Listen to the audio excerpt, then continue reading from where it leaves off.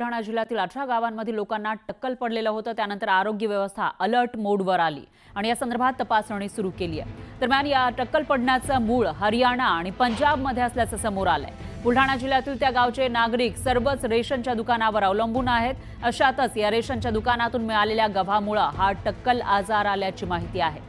Doctor Bawaskar यांनी गव्हावर केलेल्या संशोधनानंतर त्यामध्ये सेलेनियमचं प्रमाण जास्त आढळून आलंय। तर हरियाणा पंजाबमधील शिवालिक पर्वतरांगांच्या झऱ्यातून हे पाणी आलंय असंही संशोधनातून समोर आलंय।